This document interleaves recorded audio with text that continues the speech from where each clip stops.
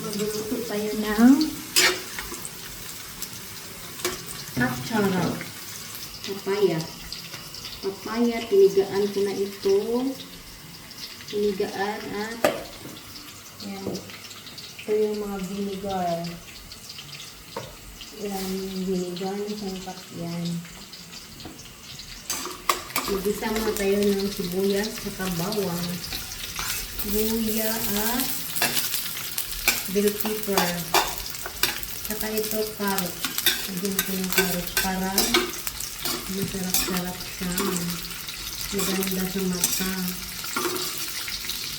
And dito lang magluto ng atsara.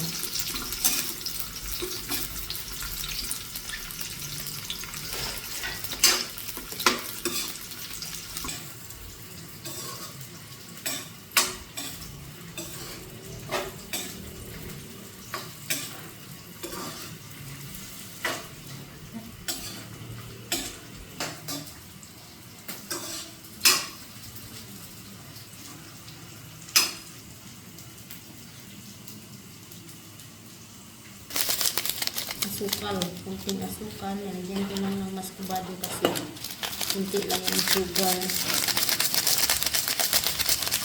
Ito, nag-sarap.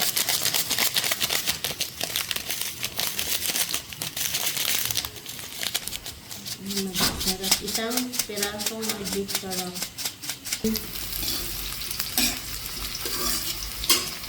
Lagay natin yung sugar at maskubado, kunting maskubado lang para pangdagdag lasa at pangdagdag kulay ng ating atsara. Ito ang atsara na luto ni Angela. Kailangan talaga hindi suka yung ilagay, vinegar. Kaya para maasim siya. Maasim kasi pag vinegar. Yan o. Namula-mula na siya dahil sa maskubado. Ang bango. Lagay natin yung vinegar na. Okay.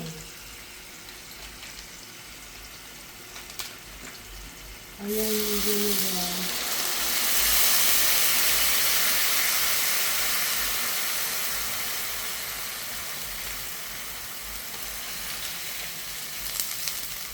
Maganda yung vinegar kasi maasim talaga siya. Maasim talaga yung asim sa pili-pili ng asawa ko na nag-video.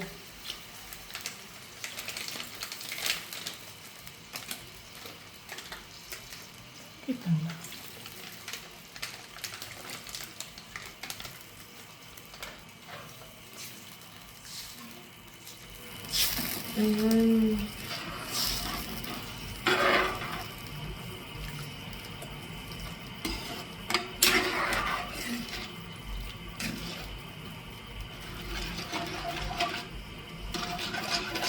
Tapos tikman natin to ang ating atsara. Para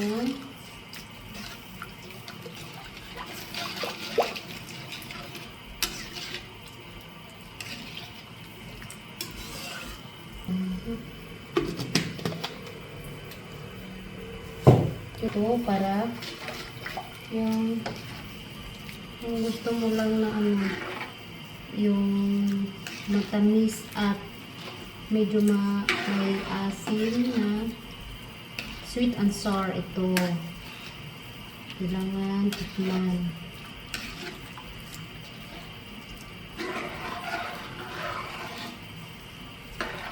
Luto na.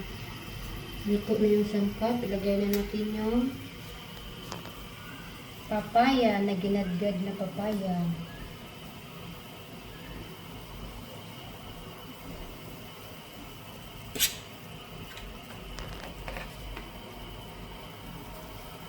Ito yung nakikita ko kay mama. Nagluluto siya ng atsara dati. Yan, masarap ito. Pag kumakain kayo, lagyan nyo ng... Pero itong papaya, ginagad ko.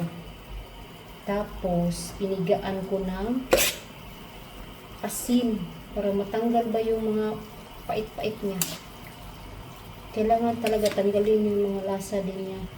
2 beses ko to pinigaan para matanggal talaga yung ano niya.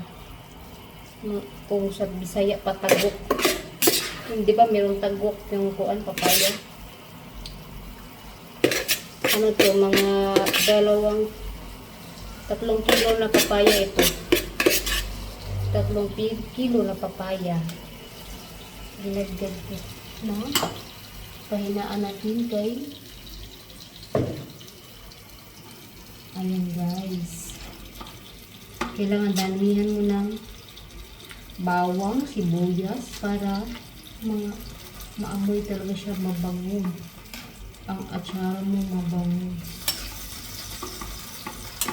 Sino na magbili dyan? Bili na kayo. Ibibinta ko to tag 50 pesos ang ilagay ko sa lagayan. 50 pesos. Pwede din 100 pesos.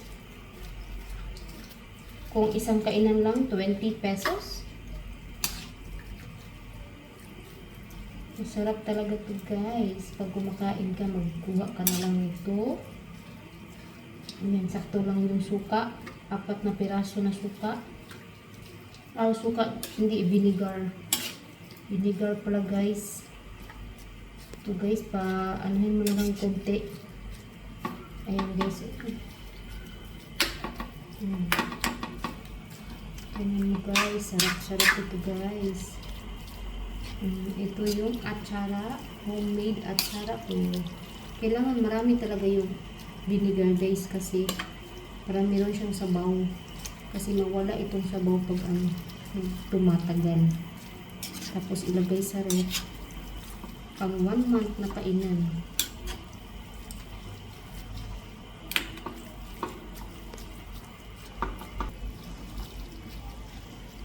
Pagkatapos ito guys, ilagay na natin sa lamigin.